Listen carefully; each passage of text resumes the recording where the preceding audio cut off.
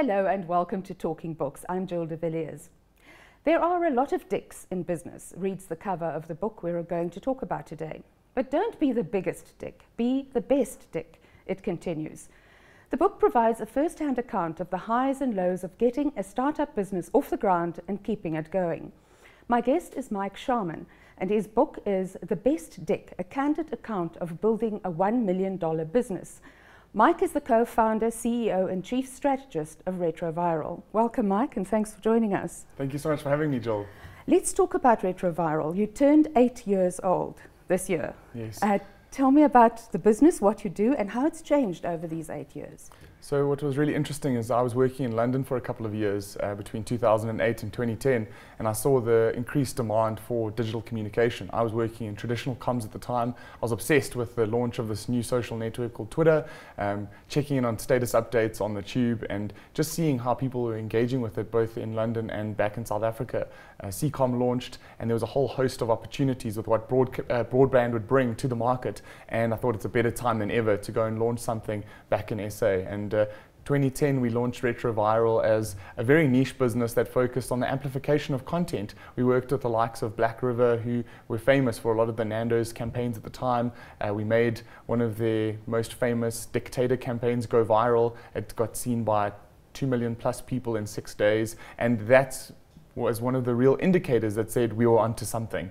And I think that was a great opportunity to showcase our skills. We managed to win some awards. We won at Cannes with the Black River team, and it set up this trajectory and set something in motion that was truly remarkable and truly special. And then over the years we've managed to expand our offering. So we write strategy for brands in the digital space. We develop their content for all their social networks. We spread them via paid means and earned means and digital PR. And we ultimately report on the success of our campaigns so we can show that brands have actually had sales with the likes of Rockamama's and Russell Hobbs and a host of other brands that we work on in the digital space. I'd like to talk about some of those brands a little bit later. But tell me why digital is so important to any advertising campaign these days. What's interesting about digital is that it is the most measurable media. It is one that is obviously under the microscope a lot because brands are expecting it to work a lot harder for itself than, let's say, TV or radio, because they rely on old antiquated metrics when it comes to TV reporting and radio reporting, whereas digital, there's no hiding. The emperor has no clothes, and the elements and the metrics within that are so black and white, and everything is very binary. You saw this amount of eyeballs, this amount of unique visitors came to your page, and you can be a lot more specific in terms of measuring what success looks like in the digital space when you convert to actual sales in the real world or on the online sales space. Now, let's talk a little bit about Nandos. That was an amazing campaign. Can you, in digital, be a little bit more risque than you can in normal advertising? And talk a little bit about the dictator campaign that you did for Nandos. So, of course, the internet is one of those places where you can be a lot more risque and you can be a little bit more edgy, because obviously when it comes to the traditional bodies that monitor content in TV and radio, elements of content can be pulled. Whereas in the online space, if something gets banned, it'll pop up from another user or shared via multiple sources within the next few hours. So going back to the dictator, Black River came up with the concept of creating this campaign around Mugabe and his dictator friends and how he was, left alone to eat a meal during the festive period. And what we said was, well, how do we take this concept and amplify it in the real world and in the digital space? So we took 3 Mugabe lookalikes, including one of the Mugabes who was actually cast in the commercial, and we got them to deliver key messages to the most influential people online in South Africa at the time, 50 people across Joburg, Cape Town and Durban. And those Mugabes delivered a sealed letter, and in the letter it said, this is the Meal for 6 campaign. There was a microsite, people could go onto it, they could view the commercial, and then there was also a prize component where you could share the names of 5 people, living or dead, who you would take to dinner, and you could win vouchers for Nandos. And the great thing was that regular consumers started sharing with and tagging in the names of celebrities, and eventually, you know, the viral gods shone down as they do, and Mugabe made some racial or homophobic slurs rather in the UK at the time, and then people in the UK started picking up on the campaign, and people started tagging Stephen Fry in the actual tweets, and he got hit by so many tweets that eventually he said, "Oh, that's an interesting way to sell chicken," and then he tweeted the link to the commercial, and then from there it created this perfect storm of virality. There were people on CNN, on Time, Huffington Post, Mashable, they were sharing it all over the world, and it really was a campaign for the ages. So there you were in your early days, and you're in the international platform.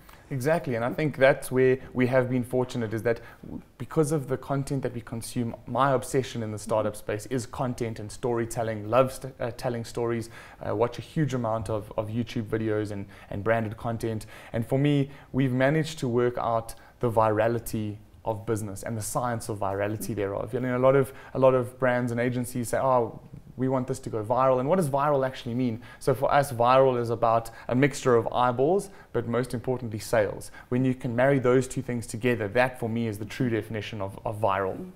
Now the book as well, I think a lot of people will want to read the book because of the business lessons and how to start a startup and how to run it.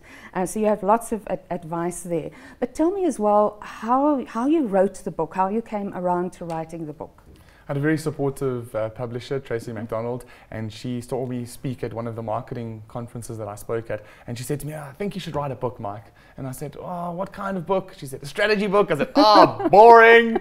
And I said to her, "Well, let me take a little bit of a time out and think about it." So I spent December holidays a couple of years ago really just contemplating, if I would write something, what would it be about? And I think a lot of writers will say or tell you that it's, you know, it seems like such a narcissistic journey. Like, why would I write anything? Who would care? What is the point of this? And when I finally put all of those qualms aside, I just thought, you know what, I'm going to put down some thoughts around the startup journey, everything from networking to cash flow issues. You know, cash flow is the #1 reason why most startups fail. And I'm going to put down these premises that I've worked through in my own personal capacity. And you know, if that can be used by one person out there, or support one entrepreneur out there, then for me that's what success would look like. So I took my style of writing and taking real life premises and truths, and then marrying the comedic side of my love for stand-up comedy and humorous content to put together a package of truth bombs plus the comedic spin. And that for me is effectively the collection of the best dick. And you know, it's been one incredible journey so far. Well, the title as well tells you that you are going to be in for some comedy, for some humor. So let's go back to cash flow, because as you say, that is the biggest problem for a startup. How did you overcome your cash flow problems, and how do you advise new startups to do that? So in the early days, for me, it was about keeping the business expenses incredibly lean. So for me, network is always important, tapping into friends and family. A company that I worked for called Tribeca, they're still around today, and they're a great PR agency. And they were friends of mine, and they said, "Listen, come and have a desk until you get off the ground." So for me, that was a huge saving grace. That allowed me the platform to work from a space that looked professional without me having to offset any OPEX elements. I didn't take a salary for the first few months, and at the same time, I also had saved up about 2 or 3 months worth of cash to give myself a little bit of that protection. A friend of mine, Mel Attree, she always says, "Don't ever let the fears of financial failure cripple you." And I think it's a good lesson for all startups. If you can give yourself a bit of a runway and you're passionate about what you want to do, I truly believe you'll succeed. And for me, just telling people what I was up to and putting my network out and putting my feelers out, I was able to secure my first 10,000 Rand a month retainer within the first 3 months. So that, coupled with the free rent, really aided in the start of my journey. And from there, then it gives you the confidence that you can go out and win more business, or one piece of work becomes a case study that you can then sell yourself for new jobs and new opportunities. And for me, that was the start of that momentum. Momentum for me is a very important word in the startup space, because victories lead to more victories, and simultaneously losses lead to some more negativity. So it's important to balance the positives and the negatives, the wins and the losses. So you've had some downs as well. How did you get through those, and how do you recommend for people to keep on going when it looks to you as if things are getting out of control? Sure. I mean, look at the start of my journey. When we launched in the June 2010, it was Zaminamina, like positive vibes for the World Cup. And 2 months later, I got armed robbed in my home with one of my friends. We got tied up, had my MacBook stolen, had my iPhone stolen. We were tied up for an hour and a half. So that was a pretty hairy experience. A lot of people said, oh, why don't you go back to London? You know, I love South Africa. And for me, there's so much opportunity here. And sure, we all go through a lot of negative stuff, but I didn't want to let those negative elements affect me. A few weeks later, I had my car stolen. So we were on one heck of a roll. And still, I felt like there were some real learnings and opportunities within that. So I wrote a blog post, and it created a lot of interest and a lot of microscopic interest in what I was up to. Mini came along and they sponsored me a branded car for 6 weeks while I got back on my feet. And then I went on a road show of South Africa following the Proteas around because I'm one of the most ardent cricket supporters. And then on that journey, I won tickets to India to watch South Africa play India in the World Cup. And then a few weeks later, through another campaign with Atana, I wore a red Speedo and promoted, checking out your bits so that we could prevent testicular cancer in South Africa. And then I won a trip to Vegas for all my efforts on that. And, things like that. It was a real marriage of negativity, but positive outcomes, all because of the internet. And those case studies in my personal brand and my personal experience showed me how powerful the internet can be to bring people together and to show me how I can actually make a business out of making stuff go viral. And I think it was almost serendipitous that those negative things happened to show me that the positive outcomes were greater than any sums of the negatives. Staying on this negative positive, you have a chapter in which you use very colorful language to describe this, and it's about relationships with clients and ad campaigns that you had. You had one campaign that you did with a mom and pop store. Can you tell me a little bit about that? And a bit of a misfit, but how did you make a success of that? How did you get learnings out of that? I think the chapter is called Turning F-ups into F-yes. And for me, I think the most important thing is when you're a startup, it's about selling a perception. And the important thing is not to oversell yourself or to ever lie. I think, we use techniques like my accounts department, our dev team, our accounting software. You use words like that to build yourself up and big yourself up because you're constantly competing in a larger pond for work. So for me, I think those things are very important. I set up a Skype number in London and in other parts of the country to almost give the perception that we were bigger than we were. Even 3 or 4 years into our journey, people were always surprised when we only had a complement of about 5 people in the agency because of how we punched above our weight. And for me, there are always going to be issues with clients where you work together and you don't have the right mix. It's like a set of Lego. Not all the pieces will fit together, and then sometimes they'll fit perfectly.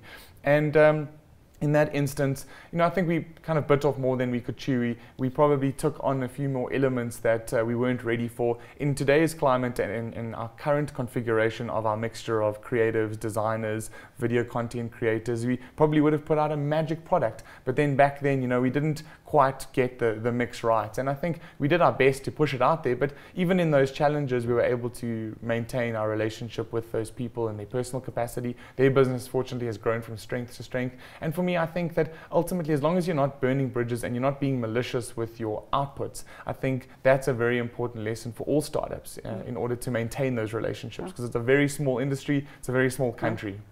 Mike, we've just given our viewers a taste of what is in the book, but we've come to the end of our show. I just have to tell you, at the end of the book, there are some case studies that give invaluable insight into some of Retroviral's creative digital PR ideas and how they enhanced sales and went viral. My guest is Mike Sharman, and the book is The Best Dick, a candid account of building a $1 million business. And that was it for this edition of Talking Books. Thanks for watching, and I'll see you again soon.